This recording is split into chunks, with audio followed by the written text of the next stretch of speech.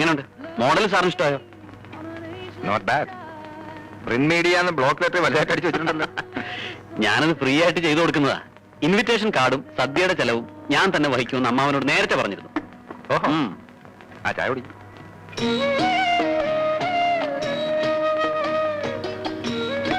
പഠിക്കുന്ന BA കാണുന്നൊക്കെ പറഞ്ഞാലും ആദരയ്ക്ക് ഇപ്പോഴും കൊച്ചു കുട്ടികളുടെ സ്വഭാവമാണ്. പ്രഗത്ഭനായ ഒരു പബ്ലിക് പ്രോസിക്യൂട്ടറുടെ സഹധർമ്മിണിയാവാനുള്ള മെച്യൂരിറ്റി അവൾക്കുണ്ടോ എന്നാണ് എന്റെ ആശങ്ക. കുറച്ച് കുട്ടിത്വമില്ല, പിന്നെ ലൈഫിന് എന്താ ഒരു രസം. എന്റെ പ്രൊഫഷനിൽ ഒരുപാട് ടെൻഷനുണ്ട്. പിന്നെ ഫാമിലി ലൈഫ് കുറച്ച് ലൈറ്റ് ആയില്ലേ മനുഷ്യന് ഭ്രാന്ത് പിടിക്കില്ല. ഈ ആറ്റിറ്റ്യൂഡ് ഉള്ള ഒരാളെ അല്ല ആദ്യം മാരേജ് ചെയ്യുന്നതെങ്കിൽ അഡ്ജസ്റ്റ് ചെയ്യാൻ വലിയ പാടാ. ഇതൊക്കെ പറഞ്ഞ് ഭാനു എന്നെ പേടിപ്പിക്കുകയാണ്. അത്രയ്ക്കൊരു പ്രശ്നക്കാരിയാണോ എന്റെ ഭാര്യയായിട്ട് വരാൻ പോകുന്നത്? അയ്യോ അല്ല, നേരത്തെ ഒരു പിക്ചർ ഉണ്ടായിരിക്കുന്നത് എത്രയായാലും നല്ലതല്ലേ, അതുകൊണ്ട് പറഞ്ഞതാ. Thank you. ഇപ്പൊ തന്നെ അവളെന്തോ ലെറ്ററോ ഗ്രീറ്റിംഗ് കാർഡോ ഒക്കെ എഴുതി അയക്കാൻ പോകുന്നുണ്ടെന്ന് അവിടെ പറയുന്നത് കേട്ടു. ഉള്ള കുസൃത്തരങ്ങളെല്ലാം എഴുതി പിടിപ്പിച്ചിട്ടുണ്ടാവും.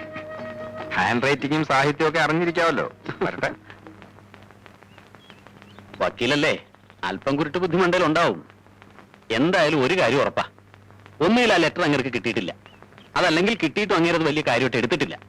ഇനി നീയായിട്ടത് കുത്തിപ്പൊക്കി വലിയ പ്രശ്നമാക്കാതിരുന്നാ മതി.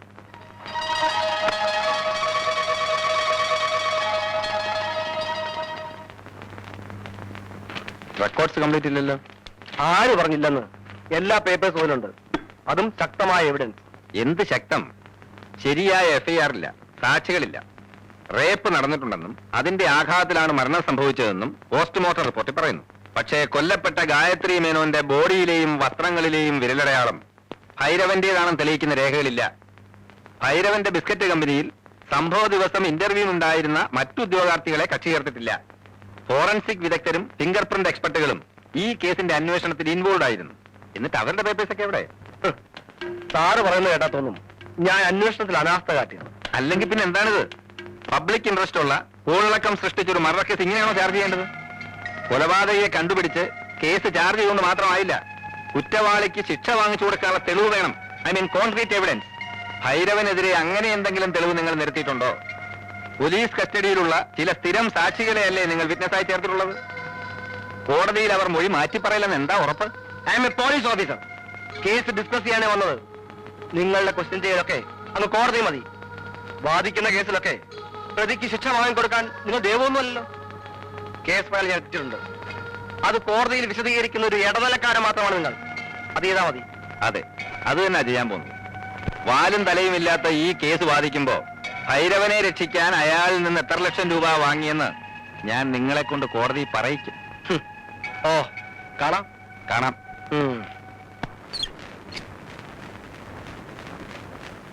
എടാ ഉണ്ണിയുടെ ആ, അപ്പുറത്തെങ്ങാനും കാണും. അവൻ കാപ്പ് കുടിക്കുന്ന കാര്യം മറന്നു കാണും. എടാ ഉണ്ണി, നീ കാപ്പ് കുടിക്കുന്നില്ലേ? കഴിക്കാനൊരു മൂടില്ലമ്മേ. ഞാൻ ഇന്നോ നാളെ ഇവിടുന്ന് മാറി താമസിച്ചാലോ എന്ന് ആലോചിക്കുക. അതെന്താ? കല്യാണ മുഹൂർത്തം അടുത്തടുത്ത് വരികയല്ലേ ഞങ്ങൾ രണ്ടാളുടെ. എടാ, നീ ഇവിടുന്ന് മാറി താമസിക്കണമെന്ന് ഞാൻ വെറുതെ പറഞ്ഞതല്ലേ? നീ അത് സീരിയസ് ആയിട്ട് എടുത്തത്? നീ തമാശയായിട്ട് പറഞ്ഞാണെന്ന് എനിക്കറിയാം. പക്ഷേ നിന്റേതായിട്ടൊരു ജീവിതം തുടങ്ങുമ്പോ ഞാൻ ഇനി ഇവിടെ പറ്റിക്കൂടുന്നത് ശരിയാണോ അമ്മേ? അമ്മ വിഷമിക്കണ്ട. അമ്മയുടെ രുചികരമായ പാചകം അനുഭവിക്കാൻ ഞാൻ ഭാര്യയും കൂട്ടി അടിക്കടി അല്ല ദിവസവും ഇങ്ങോട്ട് വന്നോളാം. ഇവിടെ അടുത്താണല്ലോ വീട്. നിന്റെ വീട് ദൂരെ ഞാനൊന്ന് കണ്ടില്ലല്ലോ. അവിടെ സംഗതിയൊക്കെ ഒന്ന് സെറ്റപ്പ് ചെയ്യണ്ടേ? പബ്ലിക് പ്രോസിക്യൂട്ടർ ആണെന്ന് കരുതി വിളിക്കാൻ മടിക്കണ്ട. ഏത് സമയത്ത് ഞാൻ വരാം. നിന്റെ കാര്യങ്ങൾ നോക്കാൻ തന്നെ നിനക്ക് സമയമില്ല. വീട് മെനകെടാക്കാൻ അമ്മായിയപ്പൻ അവിടെ ഒരാളെ നിർത്തിയിട്ടുണ്ട്. ഷോക്കേസ് ഉണ്ടാക്കുക. ഓ, ആഹാ, അപ്പൊ കല്യാണത്തിന് മുമ്പേ അമ്മായി അച്ഛൻ മരുമോനെ അങ്ങ് ഏറ്റെടുത്തു അല്ലേ? ഇത്രയും കാലം ഇവിടെ നിന്ന് അനുഭവിച്ച യാതനകളൊക്കെ ഈ കല്യാണത്തോടെ തീരുമെന്ന് ജാതകത്തിൽ പറഞ്ഞിട്ടുണ്ട്. ഇത് ഉറപ്പിച്ച അന്ന് മുതൽ എനിക്ക് നല്ല ടൈമാ അമ്മേ. എന്നാ ഒന്ന് കാപ്പി കുടി. കഴിക്കണോ? എന്നാ വേണ്ട. എന്നാ കഴിച്ചോളാം. വെറുതെ അതും ഇതൊക്കെ ആലോചിച്ച് ഞാൻ എന്തിനാ എന്റെ ശരീരം മെലിയിപ്പിക്കുന്നത് അല്ലേ? എന്താ ചമ്മന്തിയാ? ദോശ അമ്മേ? ആ, അവിടെ തണുത്തു പോയി.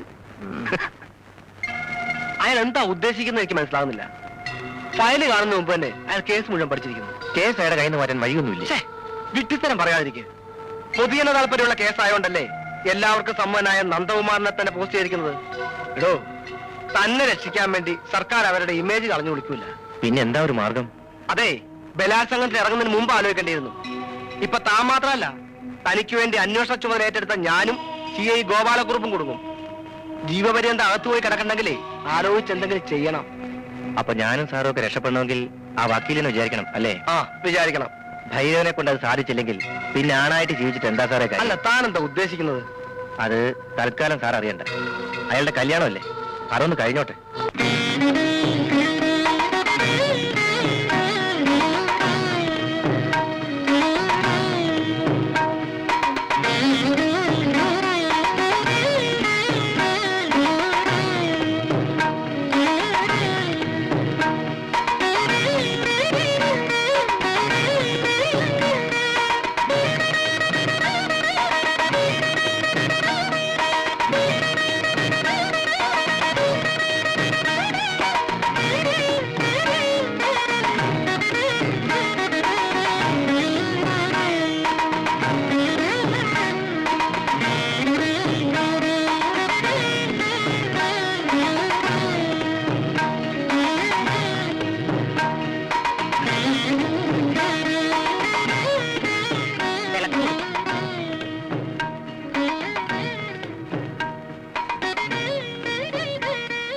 വലതുകാലം വെച്ച് കയറുമോളെ. വസന്തം വാഗമലരേ ഉദന്തം സുരഭിലമാക്കി തുളുമ്പും തൂനിലാവാലെ തലോടി തളിരുടലാകെ പാരിളം തിങ്കളേ പൊന്നോമൽ ചുണ്ടിലെന്നും താമരത്തേനുലാവും പൈമ്പാലായി പെയ്തിറങ്ങാം ഒന്നരികെ വാ.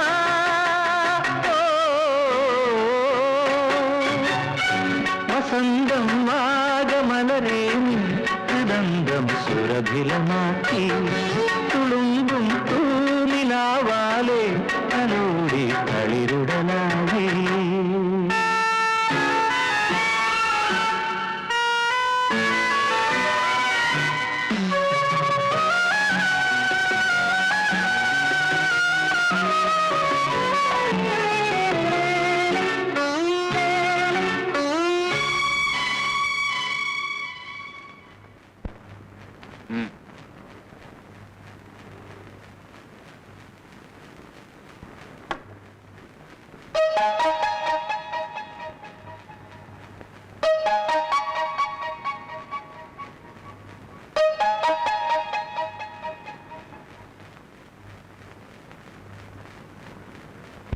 ആരാധനാലയങ്ങൾ ഇടിച്ചു പൊളിക്കാൻ 6 അംഗ കമ്മിറ്റിയെ നിയോഗിച്ചിരിക്കുന്നു.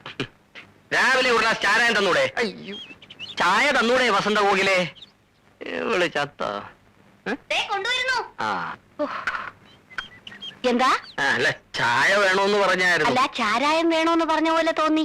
അത് തോന്നലായിരിക്കും. അത് ശരി, ഒന്ന് പിടിച്ചേ. ഓ. ഒന്ന് കാലിങ്ങോട്ട് മാറ്റോ, ഒന്നിങ്ങോട്ട് മാറ്റോ. ഈ എണീറ്റാലുടനെ ചായ കുടിക്കണമെങ്കിലേ ചേട്ടനും കൂടെ അടുക്കളയിലോട്ട് വന്ന് എന്നെ ഒന്ന് ഹെൽപ്പ് ചെയ്തൂടെ? ആ ഹെൽപ്പ് വേണോ? എന്നാ ഞാൻ പറഞ്ഞ പോലെ ഒരു സെർവന്റ് ഏർപ്പാട് ചെയ്യണം. ഓഫീസിൽ പോക്കും അടുക്കള ജോലിയും കൂടെ എനിക്ക് ഡിഫിക്കൽട്ടാ. ആ പിന്നെ ചേട്ടാ, അഡ്വക്കേറ്റ് നന്ദകുമാർ ചേട്ടന്റെ ഫ്രണ്ടാണെന്നല്ലേ പറഞ്ഞത്? എന്താ അവനെ പറ്റി വാർത്ത വല്ലതും പത്രത്തിൽ വന്നോ? വാർത്ത വരാനുള്ള സമയമായിട്ടില്ലല്ലോ. പ്രശ്നങ്ങൾ അവിടെ തുടങ്ങിയിട്ടല്ലേ ഉള്ളൂ. ചേട്ടാ, ഞാൻ നന്ദകുമാറിന്റെ വൈഫുമായി ഒന്ന് ടോക്ക് ചെയ്താലോ? അങ്ങനെ ടോക്കണ്ട. അല്ല, പെണ്ണിന്റെ മനസ്സിൽ എന്താണെന്നറിയാലോ? വല്ല ലവ്വോ എന്താ? ലവും ഇല്ല, കിവും ഇല്ല. ഇനി അഥവാ അവളുടെ മനസ്സിൽ എന്തെങ്കിലും ഇച്ചിരി ഉണ്ടെങ്കിൽ അത് വളച്ചൊടിച്ച് വലുതാക്കി കാണിക്കുന്നത് അല്ലെങ്കിൽ വക്കീലന്മാരുടെ പൊതു സ്വഭാവമാണ്. ഇതുകൊണ്ടാണ് ഞാൻ LLBക്ക് പോകാത്തത്. നീ അവിടെ ചെന്ന് സംസാരിച്ച് എന്താ എന്നെ വിളിച്ചത്? നീ എന്നോ? കല്യാണം കഴിഞ്ഞ് ഇത്ര ദിവസമേ ആയുള്ളൂ, അപ്പോഴേക്കും കണ്ടില്ലേ ഒരു പുരുഷ മേധാവിത്വം? നീ പോലും. ഞാൻ പിന്നെ എന്റെ ഭാര്യ എന്താ വിളിക്കേണ്ടത്? വസന്ത കോകിലെന്ന് വിളിക്കണം. ഓ, അത് ഭയങ്കര നീളമല്ലയോ? എന്നാ പിന്നെ ചേട്ടന്റെ ഇഷ്ടം പോലെ അങ്ങ് ചുരുക്കി വിളിച്ചോ. എങ്ങനെ ചുരുക്കും? സുലോചനെ സുലു, വസുന്ധരെ വസു, ആമീനെ ആമി എന്നൊക്കെ വിളിക്കൂലേ? ഈ ബുദ്ധി എനിക്ക് പോയില്ലല്ലോ. വസന്ത കോകില, വസന്ത എന്ന് വിളിച്ചാലോ? അയ്യോ, അത് വേണ്ട. അത് കോഴികൾക്ക് വരുന്നൊരു അസുഖം. കോകിലെന്ന് വിളിച്ചാ? അയ്യോ, അത് വേണ്ട. നിന്റെ ശബ്ദം വെച്ച് നോക്കുമ്പോ ഒട്ടും ശരിയാവൂല. ഞാൻ ഒരു കാര്യം ചെയ്യാം. ആദ്യത്തെ അവസാനത്തെ അക്ഷരം ഒഴിച്ച് ബാക്കിയെല്ലാം കളയാം. വസന്ത കോകില, വ ല വല. കൊള്ളാം. വലേ. ഓ, ഈ ആൾക്കാർക്ക് റോഡിൽ എന്താ കാര്യം? ജലദോഷം അല്ല, മുടി ദോഷം.